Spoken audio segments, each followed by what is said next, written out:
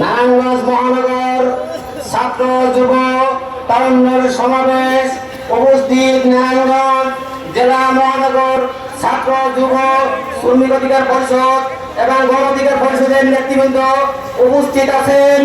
তারুণ্যের আইকন 24-এর গণঅভ্যুত্থানের মহানায়ক বাংলাদেশ গণঅভ্যুত্থানের সভাপতি ডাকসুর সাবেক বিবি জনাব নুরুল হক নূর।